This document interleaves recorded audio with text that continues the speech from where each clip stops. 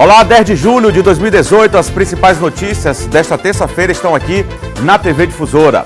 Há 3 meses do pleito, Justiça Eleitoral anuncia regras para agentes públicos. Descumprimento pode resultar até em cassação do registro da candidatura. Sebrae leva atendimento a moradores do João Paulo e bairros adjacentes. Partido Pátria Livre lança pré-candidatura. Aqui no Bom Dia, confira uma entrevista com o pré-candidato à presidência da República, João Vicente Goulart.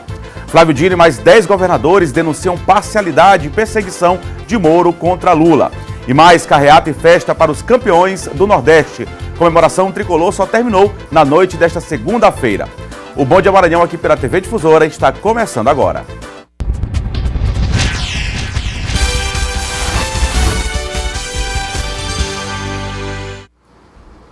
Pois é, agora são 7 horas e 1 minuto. Um ótimo dia a todos, uma ótima terça-feira. A partir de agora você fica bem informado sobre os mais diversos assuntos aqui no Bom Dia Maranhão. E 4 homens foram presos suspeitos de crimes contra as ex-mulheres aqui na capital São Luís. As denúncias foram feitas pelas próprias vítimas, como mostra a reportagem de Geice Gomes. As prisões aconteceram no residencial Magnólia, Liberdade, Anil e São Raimundo. Antônio Luiz de Oliveira, Magno Cantanhede Araújo, Ronaldo Pereira Cerejo e Paulo Eduardo Gomes Costa tiveram as prisões decretadas por representarem risco contra a vida de suas respectivas esposas ou ex-companheiras. Essas vítimas relataram que estavam correndo risco, que estavam evitando suas rotinas, fazendo atividades diferenciadas, por medo desses ex-companheiros que não se conformavam com os fins dos relacionamentos. Então, essas mulheres estavam sendo impedidas do direito de ir e vir, né? 6 equipes da Delegacia da Mulher cumpriram os mandados, sendo 1 de busca e apreensão e 5 de prisão preventiva. Um dos suspeitos ainda está foragido. Vamos fazer novas diligências para também dar cumprimento a esse mandado e sempre alertando e orientando as mulheres em qualquer situação de violência que procure a Delegacia da Mulher, que essa é a melhor forma dessa mulher se livrar da violência sofrida e ter o direito preservado de ter uma vida livre de qualquer tipo de violência. Com as 4 prisões de janeiro para cá, a Delegacia da Mulher totaliza 209 prisões. Durante este ano, 3.333 boletins de ocorrência foram registrados no local, que funciona 24 horas na Casa da Mulher Brasileira. Os avanços no combate à violência doméstica, segundo a delegada, são fruto de um conjunto de ações. A Polícia Civil prioriza o enfrentamento e o combate a qualquer tipo de violência contra a mulher. Nós temos aqui um plantão que funciona 24 horas por dia. A mulher se sente realmente confortável em receber aqui um tratamento especializado, um tratamento humanizado. Então, a gente quer isso, encorajar essa mulher que em qualquer situação de violência, que ela não fique calada, que ela não se intimide, que ela nos procure, que nós temos aqui esse aparato para dar força e ajudar a mulher a sair dessa situação de violência.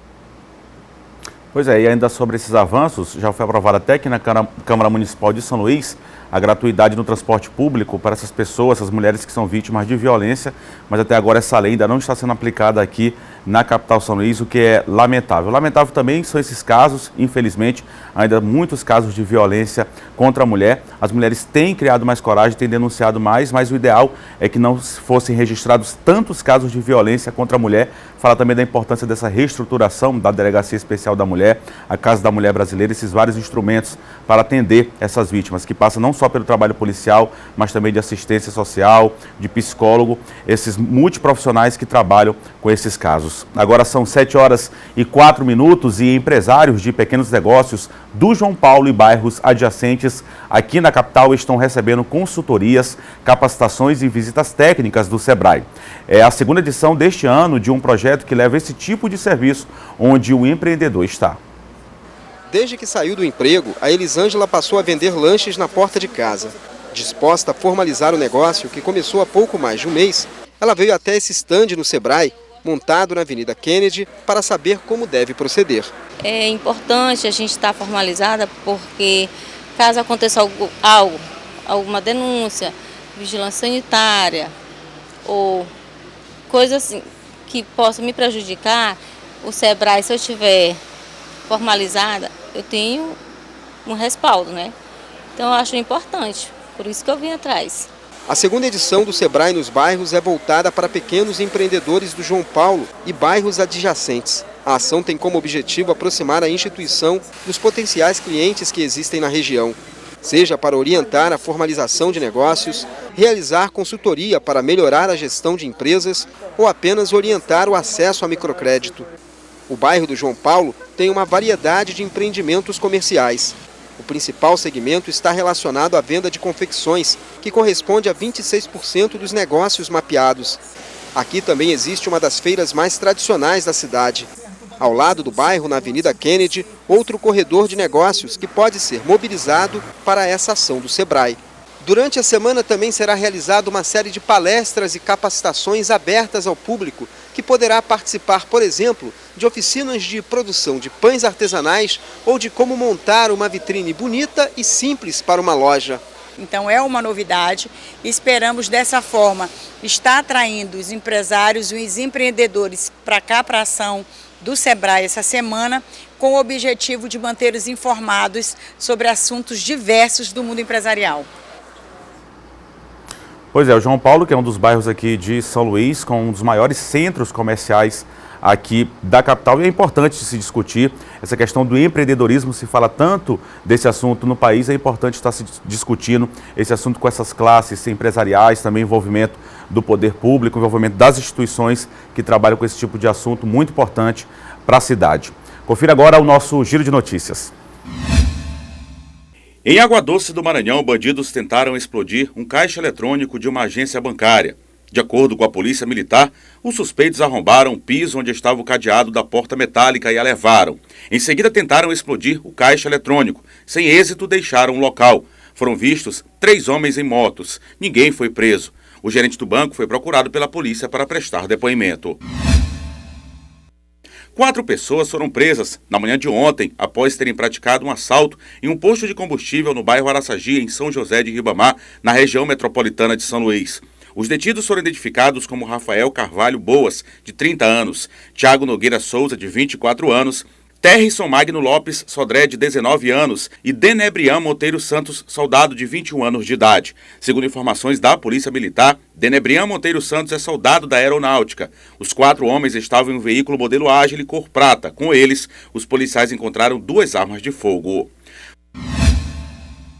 Prefeitos de 312 municípios brasileiros foram oficiados pelo Ministério Público Federal para que adotem as medidas necessárias a fim de garantir a adequada vacinação de crianças. Dados do Ministério da Saúde apontam que a cobertura vacinal para a poliomielite nessas cidades está abaixo dos 50%, quando a recomendação da Organização Mundial da Saúde é que o índice se mantenha 95%. O MPF pede que seja rigorosamente observado o calendário nacional de vacinação, ainda que se tenha que aplicar mais de uma dose por vez, exceto recomendação médica em contrário.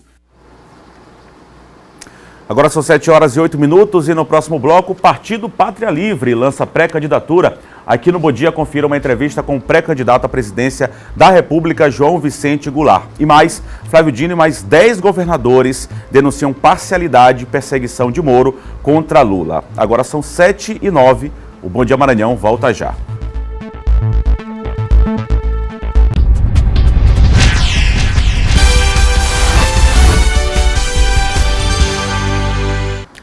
Agora são 7h12, o Bom Dia Maranhão está de volta aqui pela TV Difusora e aconteceu na noite de ontem, aqui em São Luís, no Hotel Abbeville, o lançamento da pré-candidatura à presidência da República do filósofo, professor e escritor João Vicente Goulart, também conhecido como João Goulart Filho, que é um nome conhecido aí no mundo da política, com ele que eu converso agora aqui no Bom Dia Maranhão. Muito bom dia, João. Bom dia a todos, um prazer estar hoje aqui no Maranhão.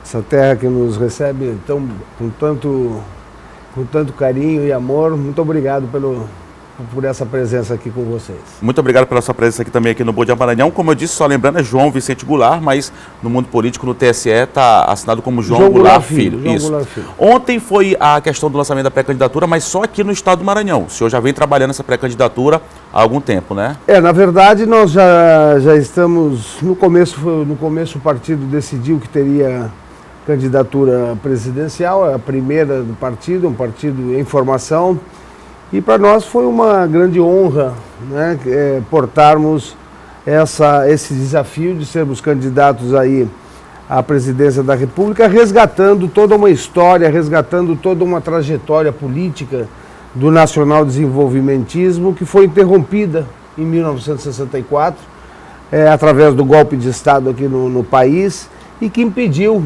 né, o prosseguimento da política econômica do nacional-desenvolvimentismo. Então, para nós é uma satisfação imensa poder, 54 anos depois, voltar, não é, a aportar o desafio de conduzir essa proposta para o Brasil. Como é que está a situação do PPL aqui no Maranhão, João? Olha, muito bem. Eu acho que o partido estava muito bem conduzido. Nós temos aqui o nosso querido professor Roberto Brandão, que preside o partido. Ontem, inclusive, tivemos uma grande reunião, mais de 300 pessoas, no hotel, onde o partido, depois de várias plenárias e decisões coletivas, decidiu quase que unanimemente apoiar, né, a candidatura majoritária do governador Flávio Dino, e nós fizemos um grande encontro. O partido aqui está desenvolvendo um trabalho evidente, novo, mas que já está organizado em mais de uma centena de municípios e, sem dúvida alguma, é um grande começo para o Pátria Livre, que nós estamos aí nesse grande desafio de superar estas cláusulas e barreiras, estas grandes dificuldades que nos foram impostas aos partidos de cunho ideológico e que são dificuldades realmente que desigualam a balança no processo eleitoral. Agora, João, para combater isso, eu estava inclusive lendo no seu plano de governo, vocês apoiam a questão das reformas, as várias reformas agrária, fiscal, na educação. Eu queria que você falasse como conseguir fazer isso, já que você disse que o partido, apesar de ter um crescimento ao longo dos anos, ainda é um partido em crescimento e desenvolvimento. Como fazer essas reformas sem ainda um apoio no Congresso? Isso pode ser feito? Olha, eu acho o seguinte, nós no Brasil, nós esquecemos muito, nós construímos, demoramos 21 anos de ditadura para construir a democracia. Construímos, retomamos a democracia, mas essa democracia de forma representativa, né? Nós deixamos a democracia, você tem que ir polindo, ir cuidando, ir trabalhando a democracia. E aconteceu o que nós estamos vendo aí. É uma democracia onde o acesso ao parlamento muitas vezes não representa o povo brasileiro, e hoje nós temos aí mais do que parlamentares que representam o povo brasileiro, representam as empresas que ali os colocaram. E nós pregamos então também uma reforma eleitoral ampla, de forma que essa democracia se torne mais participativa, onde os movimentos sociais tenham voz, onde a sociedade tenha voz, não só na eleição dos seus deputados, mas também voz e voto diante da construção orçamentária das autarquias, dos ministérios e da aplicação do dinheiro público. É difícil, mas temos que propor. Eu acho que toda grande caminhada nós temos que dar o primeiro passo, e nós estamos conduzindo a nossa proposta nesse sentido. Agora, o mais difícil de tudo é enfrentar o mercado financeiro. Isto é o que está realmente trazendo ao Brasil as grandes dificuldades. Não são os direitos dos trabalhadores, não é a Previdência, é esse modelo econômico que está sangrando o Brasil e drenando os recursos que teriam que ir para a educação, saúde, segurança, para pagar o sistema financeiro. O Brasil paga 400 bilhões só de juros. Com a rolagem da dívida é muito mais e vai ainda a 52% do orçamento disponível. Isto não pode mais acontecer. Nós temos que sentar com o sistema financeiro e dizer, olha, vamos repactuar, vamos fazer uma proposta que possamos atender as nossas crianças, possamos atender a segurança e desenvolver a área social de nosso país. Senão nós não teremos um país para todos e teremos somente um país para aqueles que tenham mais. Você acha que o povo brasileiro, o Brasil, perdeu um pouco dessa questão do nacionalismo? E caso sim, como o senhor acha que poderia ser resgatada essa identidade do brasileiro? Olha, nós temos que resgatar a identidade resgatando a sua memória. Eu acho que o Brasil está perdendo tão velozmente não a sua identidade, porque nós temos muita identidade cultural, mas os seus valores de transferência das riquezas do solo brasileiro ao povo brasileiro. Nós temos que nos dar conta de que entregar a nossa Amazônia, entregar o nosso petróleo, entregar as nossas estatais, isto é um discurso neoliberal, que querem cada vez mais se apossar não somente de nossa riqueza, mas de nossas esperanças e de nosso destino. Por quê? Porque o Brasil precisa recuperar a sua soberania. Veja só, eu não acredito que haja brasileiro que queira entregar a Amazônia, internacionalizar a Amazônia, entregar aqui a base de Alcântara para os americanos. Agora a nossa Embraer já foi, está em processo de venda para a Boeing. Nós estamos entregando o nosso pré-sal, temos que cuidar da Amazônia Azul, que é as nossas 200 milhas com 8 mil quilômetros de costa. Tem uma série, os nossos minérios estratégicos, como o nióbio, está sendo exportado por preço de bananas, com lei Candir em cima de tudo isso. Então nós temos que rever esse processo e por isso nós precisamos de reformas estruturais, mas não em cima dos trabalhadores, reformas estruturais em cima do desenvolvimento que está sendo sufocado pelo pagamento excessivo da dívida pública brasileira. Ok, eu agradeço a sua participação aqui, João Vicente Goulart, João Goulart Filho, pré-candidato à presidência da República pelo PPL. Muito obrigado. Muito obrigado, um grande abraço a todos e para mim foi um grande prazer estar aqui. Tá ok, muito obrigado. Agora são 7 horas e 20 minutos e já estão valendo as regras impostas pela Justiça Eleitoral para pré-candidatos às eleições de outubro. Quem descumprir pode sofrer penalidades, como ter até o registro da candidatura cassado. As regras já estão valendo desde o último sábado. Pré-candidatos a cargos políticos devem ficar atentos às proibições impostas pela Justiça Eleitoral. Isso vale, em especial, para os aliados e quem está disputando uma reeleição, para qualquer cargo eletivo. E visa evitar utilização da máquina pública em prol de uma candidatura. Também fica proibido a nomeação, a contratação ou demissão sem justa causa de servidores públicos. Até a posse dos eleitos, os servidores não poderão ser transferidos ou exonerados, com exceção de cargos comissionados ou de confiança. O objetivo do Tribunal Superior Eleitoral é evitar o uso de cargos ou funções públicas em benefício de determinadas candidaturas ou partidos. Quem cometer tais irregularidades corre o risco de ter o registro cassado.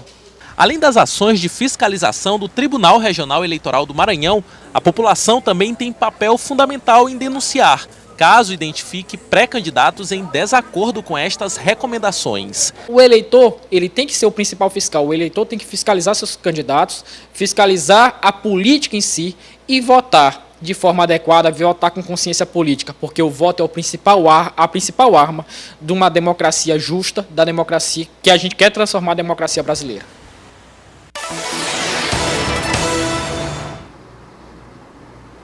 Pois é, agora são 7 horas e 21 minutos, a gente segue falando de política aqui, certamente a gente vai falar ainda muito sobre essas regras, até o dia da eleição, até outubro, vamos falar muito dessas regras a serem cumpridas pelos eleitores, pelos candidatos também, certamente aqui no Bom Dia Maranhão e na programação da TV Difusora. Aqui no estúdio eu já recebo o John Coutrin. Muito bom dia, John. Muito bom dia, Eduardo, bom dia a todos. John, a gente começa falando sobre um projeto que prevê prêmio por denúncia a quem ajudar a recuperar o dinheiro público aí que acaba sendo desviado, né?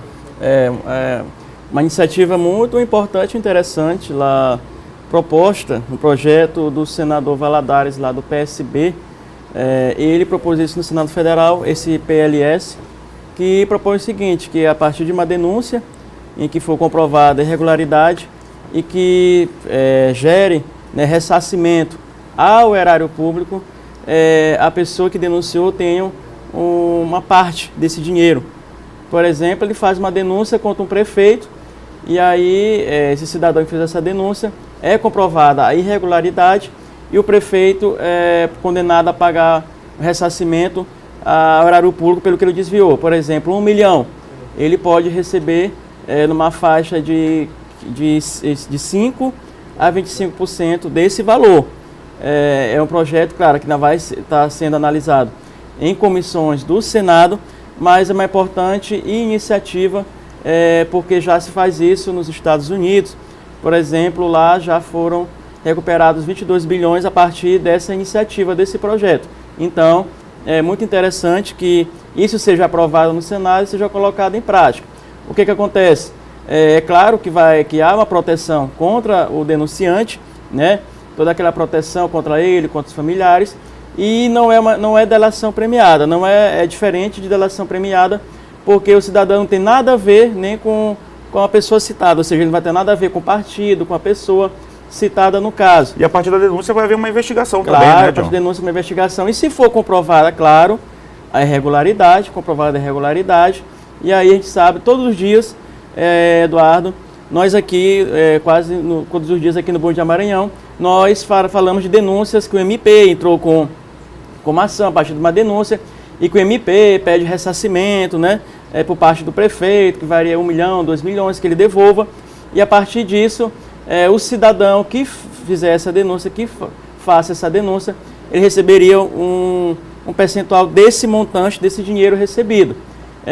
Então, é uma iniciativa muito importante do senador, lá que foi feita do PSB, nós, inclusive, elogiamos a atitude louvável, porque isso incentiva a participação do cidadão em relação a ele observar mais as irregularidades que acontecem no seu município, no seu estado, e isso quem acaba ganhando é a sociedade e todo mundo em relação a frear a corrupção. Então, esse projeto está no Senado, ele tramita e aguarda análise e pareceres nas comissões. Que é o que tanto se cobra, né, de uma participação mais efetiva popular, e às vezes a pessoa pode pensar assim, poxa, mas um projeto como esse vai acabar estimulando que a pessoa roube ou pratique qualquer ato de corrupção e irregularidade, e aí só assim o eleitor pode denunciar. Mas não é só aqui que acontece no Brasil, você citou bem, nos Estados Unidos, que é um país bem mais desenvolvido, já foi recuperado 22 milhões de reais a partir de denúncias feitas pelo eleitor. É um projeto importante, ainda não foi votado, mas vai ser discutido, acho que merece ser discutido sim, para o bem do Brasil no Congresso. Agora, John, a gente vai falar também de mudanças que aconteceram no secretariado do prefeito aqui da capital São Luís, Edivaldo Holanda Júnior. Sim, Eduardo, vai haver alterações, mudanças na composição do staff do prefeito, mudanças na Secretaria Municipal de Abastecimento e Pecuária e Pesca. O vereador licenciado Ivaldo Rodrigues vai deixar a CEMAPA para assumir a Secretaria de Articulação Política da Prefeitura de São Luís. No lugar do Ivaldo, na CEMAPA, assumirá o professor Nonato Chocolate, que é do PT. Nonato Chocolate, que é do PT, ele assumirá aí essa vaga aí na CEMAPA, a vaga que é do Ivaldo.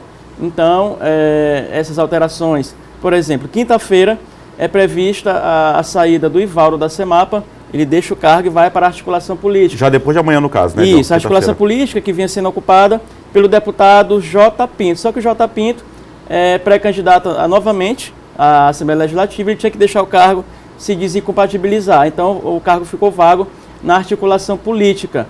Então, assume o Ivaldo Rodrigues, ele vai cuidar dessa articulação política do prefeito Edivaldo, e no lugar dele, da CEMAPA, assume o professor Nonato Chocolate do PT na próxima segunda-feira. Está agendada a posse dele pela manhã. Bom, do lado político disso é que o PT acaba sendo contemplado na gestão municipal, e isso está envolvendo as articulações para as eleições deste ano. Nós falamos aqui várias vezes, Eduardo, que o PT ainda reivindicava o espaço na chapa majoritária do governador Flávio Dino, que queria ali participar com a segunda vaga ao Senado, e aí envolvendo essa articulação do PT, ele que já faz parte da administração estadual, do governo Flávio Dino, e agora nessa composição no governo municipal, podem aí acabar acomodando o PT, ou seja, no sentido de solidificar a sua composição com o governador Flávio Dino, e também aí o grupo que faz parte da base do Flávio, incluindo, neste caso, o prefeito Edivaldo Holanda Júnior, que é da base do Flávio, que apoia o governador Flávio Dino. Então aí essa articulação envolvendo o PT, claro que é um acordo que o Edivaldo tinha feito com o PT nas eleições, e vai ser cumprido agora com a posse, aí, com a entrada do PT, no caso do professor Nonato Chocolate, na administração municipal. Pois é, o Nonato Chocolate que vai ter um grande desafio, além da questão dos partidos, o Nonato Chocolate, que é do Partido dos Trabalhadores, do PT, e o Ivaldo Rodrigues, que é do PDT, vai ter um grande desafio, já que a CEMAPA Foi uma das secretarias que mais cresceu na atual gestão Edivaldo Holanda Júnior, com a questão de aquisição de patrulhas agrícolas, insumos agrícolas, a feirinha São Luís, quer dizer, reforma de mercado e feira, são grandes projetos desenvolvidos pela Semapa na gestão Evaldo Rodrigues, que tem tudo para fazer agora uma boa gestão também na articulação política. Desejar também boa sorte para o Nonato à frente da Semapa. Agora, John Flávio Dino, governador aqui do estado do Maranhão, e mais 10 governadores denunciaram uma parcialidade e perseguição do juiz Sérgio Moro em relação ao ex-presidente Lula. Sim, eles assinaram ontem um manifesto denunciando, segundo eles, os governadores do Nordeste, aí, a parcialidade do juiz Sérgio Moro. Nós explicamos tudo isso ontem em relação ao posicionamento do Sérgio Moro aí, e aí eles alegam que o Sérgio Moro, ele estando de férias, não poderia ter interferido ali numa questão que era do âmbito do Tribunal Regional Federal da 4ª Região, quando o desembargador havia pedido a soltura do Lula, tendo como um novo caso aí a questão de que o Lula estava tendo seus direitos políticos cerceados, ou seja, uma guerra ali ontem de decisões, e o presidente do Tribunal Regional Federal da 4ª Região, ali o Thomson Flores, teve que intervir e o Lula continuará preso. Então o governador Flávio Dino disse que o Moro aí demonstrou a sua parcialidade quando ele se manifestou em relação a esse caso, já que ele é um juiz de grau inferior e ele queria interferir nessa decisão, ou seja, segundo alguns analistas, foi uma isca para ver realmente a questão do Moro, que é parcial. Por outro lado, há também a questão do próprio desembargador que deu a decisão, o Fravetto, Rogério Fravetto, que foi filiado ao PT durante 29 anos, que trabalhou ali no governo Dilma, e aí quando os deputados do PT souberam que ele estaria no plantão, eles entraram com esse recurso no sentido aí de acabar provocando, quem sabe, a soltura do Lula, o que acabou dando certo, ou seja, ficou ruim mesmo foi a imagem da justiça do país. E aí, no caso dos governadores que apoiam o Lula, eles focaram somente no Moro, porque o Moro, segundo eles, age de forma no sentido de prejudicar o Lula, de manter o Lula preso. Está se discutindo a questão da hierarquia dentro do judiciário, né? Claro, então uma hierarquia, a decisão tinha que ser cumprida, Eduardo, no primeiro momento, errada ou não, a decisão tinha que ser cumprida ali com o desembargador de plantão, que estava, claro, nas suas funções, personificando o Tribunal Regional Federal da 4ª Região. Ele tinha todo o direito, sim, errado ou não, parcial ou não, em acordo com o PT ou não, tinha que ser cumprida, não foi cumprida. E o juiz Sérgio Moro não deveria ter interferido nisso, porque ele não, numa instância inferior, ele não tinha nada a ver com o caso. Então, claro que isso arranhou a imagem e mostra também um aparelhamento aí da nossa justiça. Há um aparelhamento, não só do PT, porque se fala, é o PT que indicou o desembargador, PSDB indicou também membros ali do judiciário, ou seja, vários partidos, ou seja, um aparelhamento na justiça. Há aí, digamos assim, uma mistura entre política e a questão judicial hoje no nosso país, e por isso essa instabilidade jurídica que ocorre no país com essa guerra de decisões, por um lado A, um puxando para o lado B, quando não deveria ser assim. Para finalizar, a direção nacional do PT, na pessoa da presidente nacional Gleisi Hoffmann, confirmou um grande ato no dia 15 de agosto para o lançamento da pré-candidatura do Lula ali em Brasília. Eles vão até as últimas instâncias com a pré-candidatura do Lula. Não sendo o Lula, já tem 2 nomes aí como plano B do PT, que é o ex-governador da Bahia, Jacques Wagner, e o ex-prefeito de São Paulo, Fernando Haddad. Tá ok, John, muito obrigado pela sua participação. Hoje, ponto e vírgula, às 18 horas, né? Hoje tem ponto e vírgula, às 6 da tarde, na Difusora FM, mais notícia, política e os bastidores do poder ali do ponto e vírgula, na sua Difusora FM, 6 da tarde. Valeu, John. Muito obrigado. Você volta amanhã aqui no Bom Dia Maranhão. Agora são 7 horas e 32 minutos. No próximo bloco, carreata e festa para os campeões do Nordeste. Jogadores e comissão técnica do Sampaio comemoraram até a noite o título inédito do clube. E mais, programação de férias no Centro Histórico abre espaço para a arte circense. 7h32, o Bom Dia Maranhão volta já.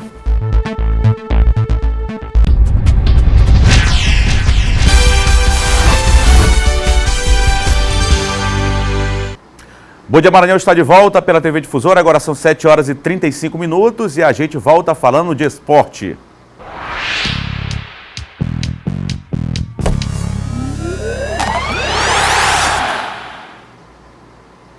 E após o título, o término da Copa do Nordeste, mas ainda tem muita comemoração, já que o nosso representante maranhense foi o grande campeão. E a gente começa falando no quadro de esporte de Copa do Nordeste. Copa do Nordeste. Oferecimento Cred Shop. Mais conquistas na sua vida. e Matheus. Somos um só coração. Lécio Júnior já está aqui comigo. Muito bom dia, Lécio. Bom dia, Eduardo Ericeira. Lécio, ontem a gente já falou do título do Sampaio Corrêa, importante, da Copa do Nordeste. Falou da chegada deles aqui, uma recepção muito calorosa da torcida boliviana no aeroporto, mas a comemoração continuou ainda em uma carreata ontem por São Luís, né? Pois é, Eduardo, e o Brasil inteiro viu a comemoração em São Luís do Sampaio Corrêa. O SBT Brasil ontem mostrou a chegada dos jogadores bolivianos, a festa muito bacana, que aconteceu muita gente, durante né? a carreata, muita gente.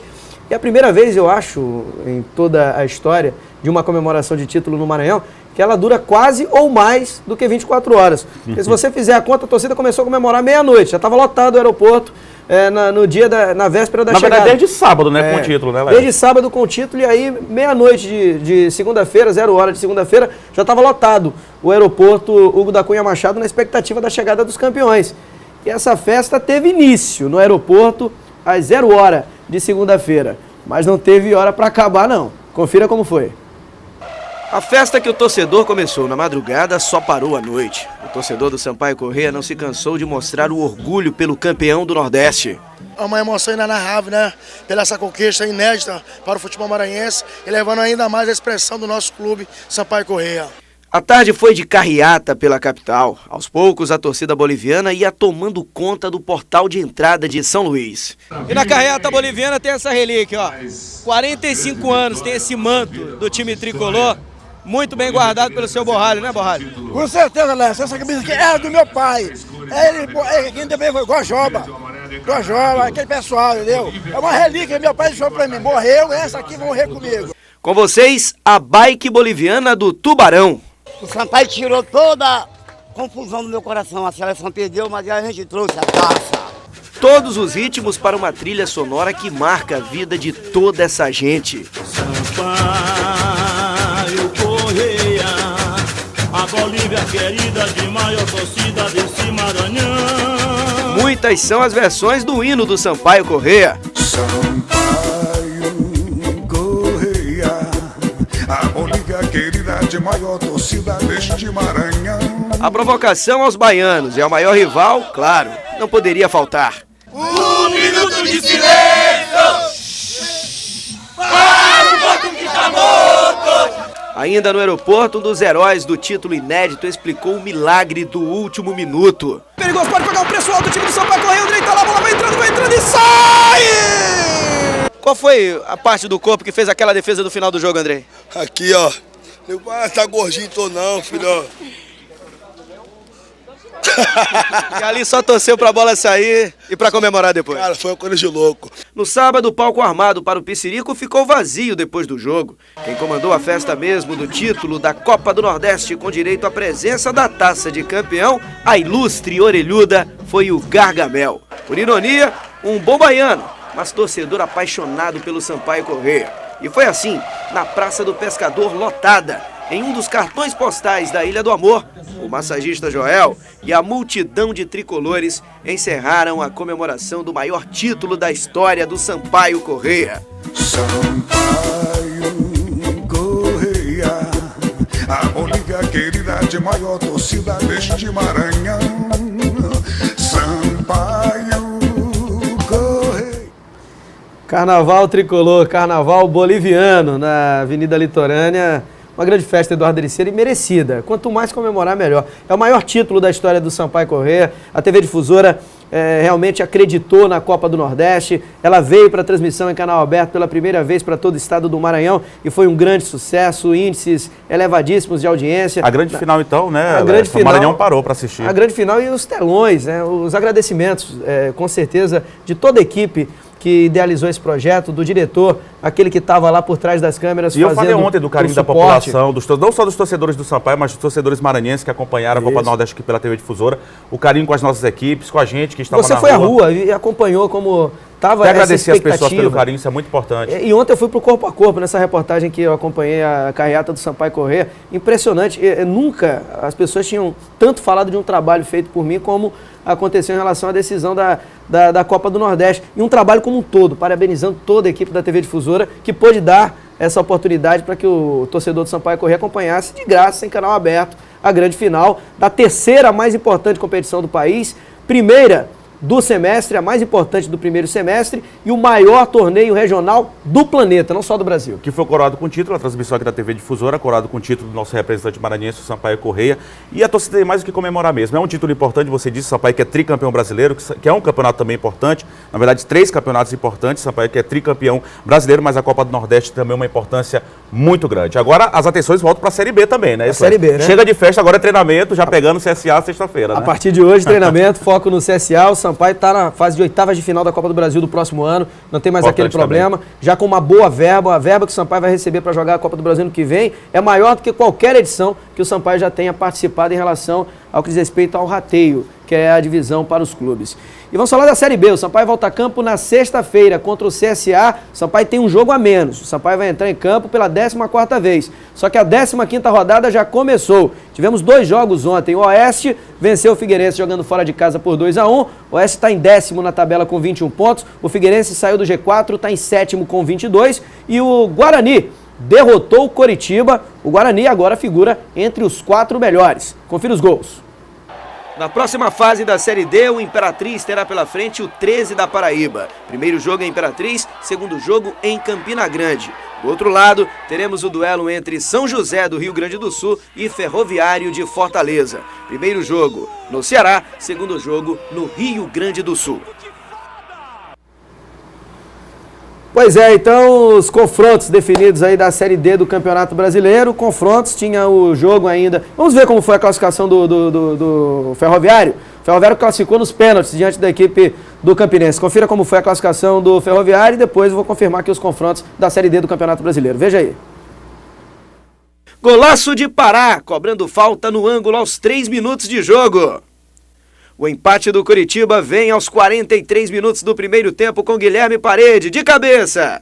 Mas aos 2 minutos da etapa final, Bruno Mendes sobe bem e marca de cabeça o gol da vitória do Bugre. O Guarani assume a 3ª colocação na Série B com 23 pontos. O Coritiba sai do G4 pelos critérios de desempate, está em 5º, também com 23 pontos.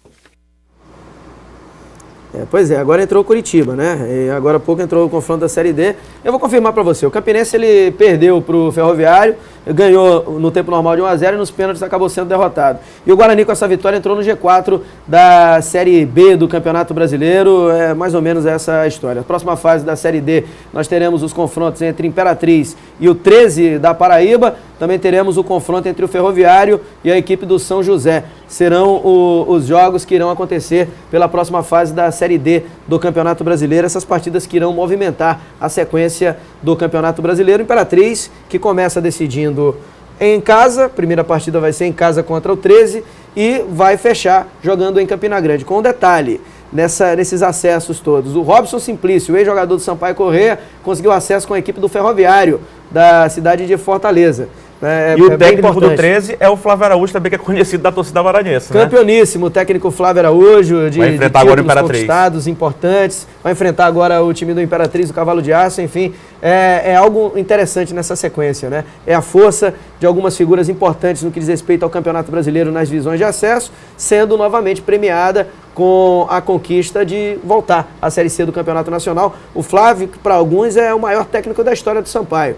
Ele tem na conta dele um título da Série D invicto em 2012 e o acesso do ano seguinte, no ano de 2013. E quando saiu do Sampaio no ano de 2014, o Sampaio estava em 5º lugar. Na parada para a Copa do Mundo de 2014, o Flávio fazia um excelente trabalho à frente do Sampaio Correia até aquela oportunidade. Mas agora a gente já vê o Roberto também ganhando um grande espaço aí no Sampaio Correia, campeão da Copa do Nordeste.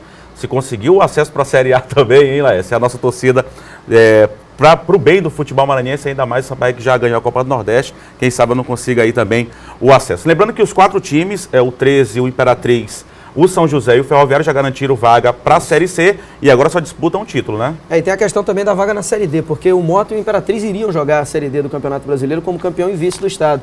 O Maranhão está de olho porque se não houver uma competição no segundo semestre no futebol maranhense para essa segunda vaga da Série D, que acabou sendo estabelecido pela federação no começo do ano, que uma segunda competição indicaria o segundo representante na Série D do ano que vem, o Maranhão será o representante, mas depende, claro, dos bastidores. Vamos aguardar para ver se teremos a competição no segundo semestre ou se a vaga, que seria do Imperatriz, automaticamente passa ao Maranhão. O Moto, que está parado, ele tem um calendário cheio no ano que vem.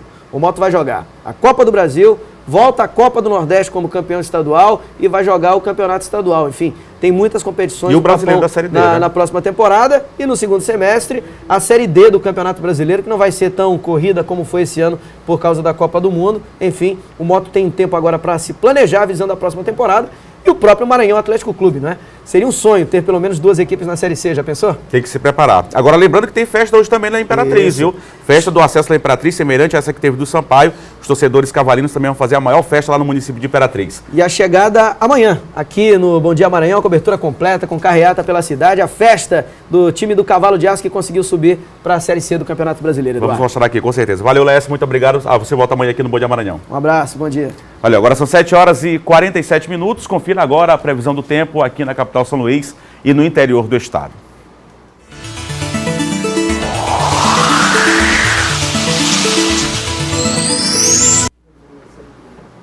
Em São Luís faz sol e aumento de nuvens pela manhã, pancadas de chuva à tarde e à noite, pelo menos essa é a previsão. A mínima é de 24 e a máxima é de 31 graus. No município de São José de Ribamar, na região metropolitana, faz sol e aumento de nuvens pela manhã, pancadas de chuva à tarde e à noite, a mínima é de 24 e a máxima é de 31 graus.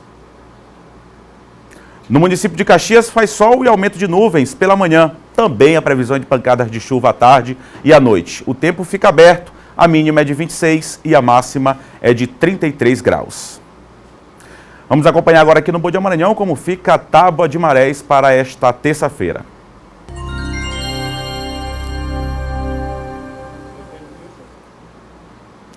A primeira pré-mar já ocorreu às 4h10 da manhã, medindo 5 metros e 6 centímetros. A primeira baixa-mar vai ser às 10h42 da manhã dessa terça-feira. A segunda pré-mar será às 16 horas e 46 minutos, portanto, 4h46 da tarde, medindo 5 metros e 3 centímetros. E a segunda baixa-mar às 11 da noite e 3 minutos, 23 horas e 3 minutos. A segunda baixa-mar, tá então a previsão da tábua de marés para essa terça-feira. Agora são 7h48 e um grupo de estudantes do curso de música da Universidade Federal do Maranhão realizou uma ação para tentar levar alegria e apoio aos pacientes internados em um hospital da capital.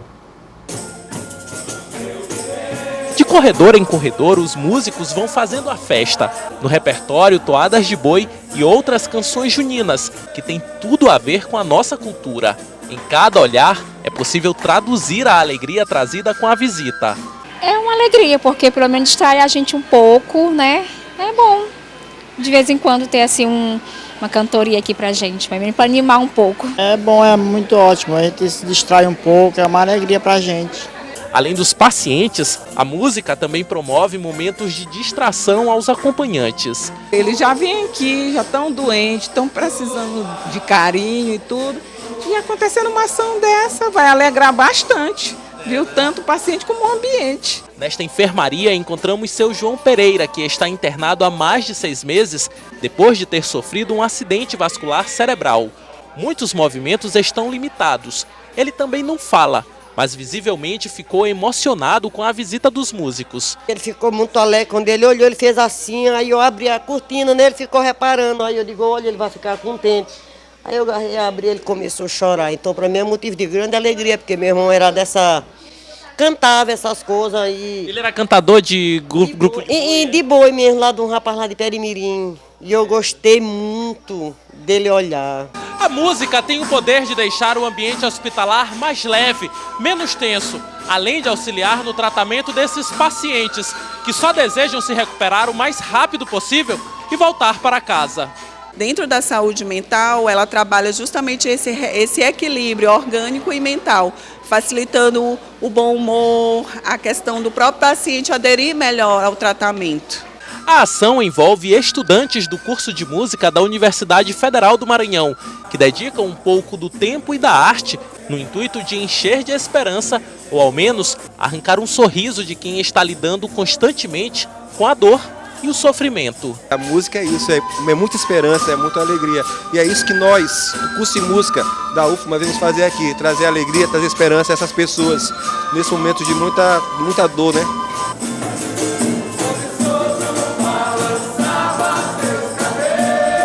Bacana. E a magia do circo invade esta semana o Centro Histórico da capital. Uma iniciativa do SESC, Serviço Social do Comércio. O projeto Circuito Palco Giratório já começou em grande estilo e a repórter Carla Priscila foi conferir as primeiras apresentações aqui na capital maranhense.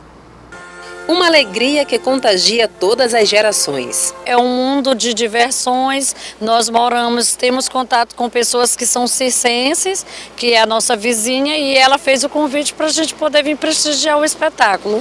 A magia do circo leva risos e diversão por onde passa, chegou a São Luís. É bastante engrandecedor esse trabalho do SESC, de privilegiar, de fortalecer o trabalho tanto dos artistas quanto do público, né, que tem essa oportunidade de apreciar esses espetáculos de forma gratuita, espetáculos de qualidade. Com 60 anos de trajetória, o palco giratório faz homenagem ao palhaço Biribinha. Olha, isso é verdadeiramente um ato de heroísmo e de muita bravura, de muita coragem, resgatar um projeto que já tinha se acabado há mais de 40 anos, um circo de teatro. É ser um privilegiado, é ser um profissional onde você não vê em parte nenhuma do mundo um nome que destaque, universidade para formar palhaço. Ou você nasce para ser, ou você dificilmente conseguirá ser um. Com os olhos atentos, a criançada admirava as trapalhadas dos clássicos palhaços. Eu gosto muito de ver palhaço e eles são engraçados. Maria Flor é filha do artista Gilson César. Sente orgulho da profissão do pai. É muito legal essas coisas que ele faz, palhaçada, mímica. Ele faz umas coisas incríveis. Tem gente que acha que palhaço é uma profissão assim, meio chata, mas é legal. Resgatando a tradição dos circos, a Companhia de Arte Circense traz de volta as memórias afetivas de gerações que cresceram admirando os tradicionais palhaços. Desde quando tem palhaço no mundo, nossa função é trazer alegria.